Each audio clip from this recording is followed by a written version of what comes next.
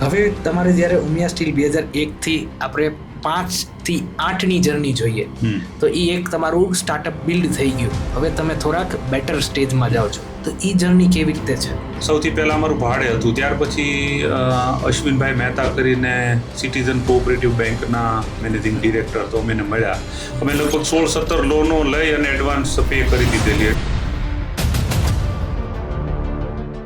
નિલેશભાઈ સાથેના રિલેશન, એની સાથે trust process, એ તમે કેવી રીતે ડિફાઇન કરતા? ઘણી વખતે બિઝનેસમાં એ ટોપિક માટે કાંઈ વાત થતી હોય પણ મિત્રતા એ હોય, તો એ તમે કેવી રીતે મેનેજ કરતા? પાર્ટનરશિપમાં અમારે આ 25 વર્ષનું ચાલે છે.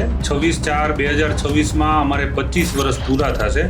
અને એ બી અમારે બાપુને ને પટેલને અમારી પેઢીને 25 વર્ષ પૂરા થશે. આ સિવાયના મારા ટોટલ અલગ અલગ કાસ્ટના 48 ભાગીદારો છે. આખા ઉમિયા સ્ટીલની જ્યારે શરૂઆત થતી હતી ત્યાં વચ્ચે ક્યાંય તમને લાગ્યું કે આ ગ્રોથ સ્ટેગ્નન્ટ છે, આને ઉપર કરવા માટે મારે હવે કંઈ નવું વિચારવું પડશે? અમારા 3 વર્ષના ટર્નઓવર સેમ હતા, નફો સેમ હતો. એટલે પછી અમે વિચાર કર્યો કે કાં ધંધામાં ખામી છે ને કાં આપણામાં ખામી છે.